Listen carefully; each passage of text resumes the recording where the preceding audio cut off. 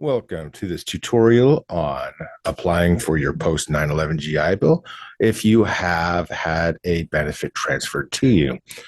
To begin, we're going to come to our va.gov website, go down to Education, and click on Apply for Benefits. If you have had an approved transfer of the post 9/11 GI Bill to you, you will come down here and verify your eligibility, and you will start your application clicking this little green button, Find Your Education Benefits form. You are applying for a new benefit.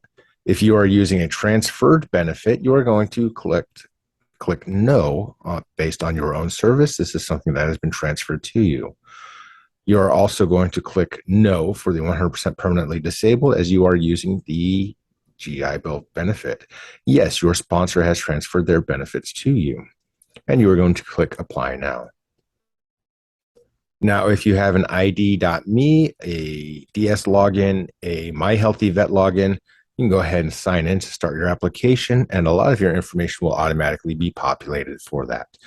If you do not have any of those logins or you do not know the password, username or password at that time, go ahead and just start your application without signing in.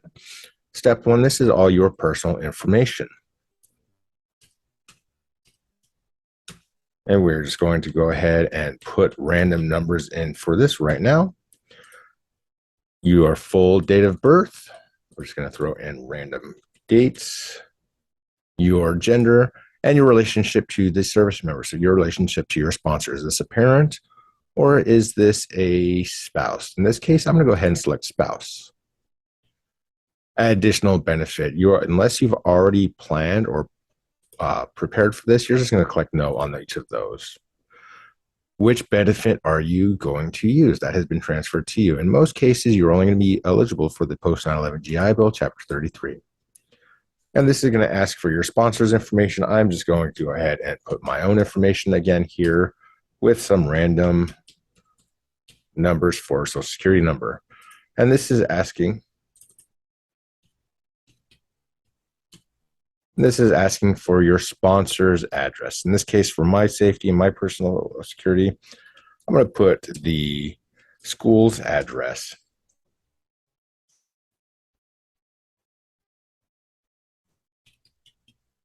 Okay, and your sponsor's branch of service. I was in the Army back in the day, so I'm just going to go ahead and select Army.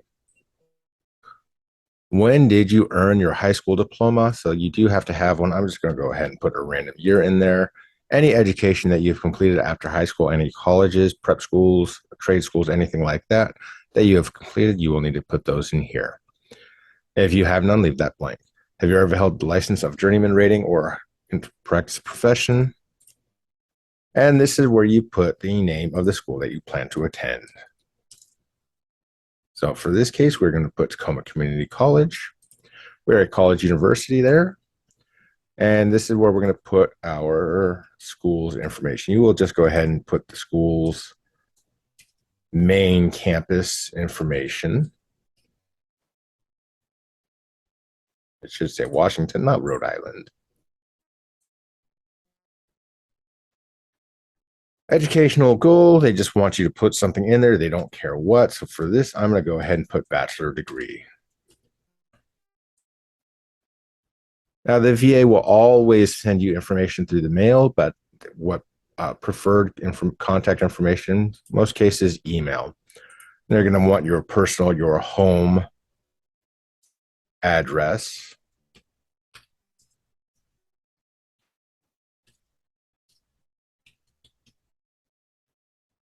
And an email address. In most cases, as I said, the VA is going to give you any correspondence through email first.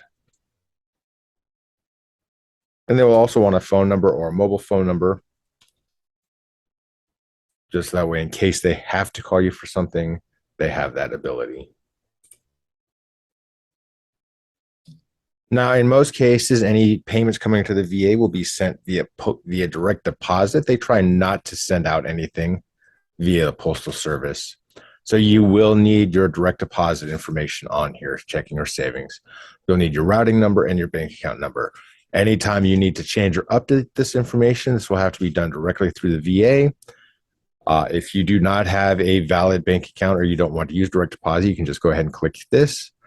and the VA will send out your payment, or in the case of failed payments, via paper check through the Postal Service. Now, once you come through here, you can review all of your education information here, click that you accept and read the privacy policy, and submit your application. Once you have completed this application, you click that submit button. The system will take you to an application confirmation page.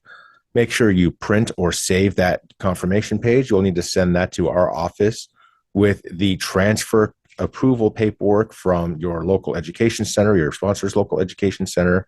Send those to our office at va@tacomacc.edu, and we will help you get through the rest of the intake process to apply your benefits to your time with us at Tacoma Community College. If at any time you have any questions or concerns, by all means, please feel free to reach out to us. You can reach us via email, va@tacomacc.edu, or you can call us during our regular business hours at area code 253-566-5081.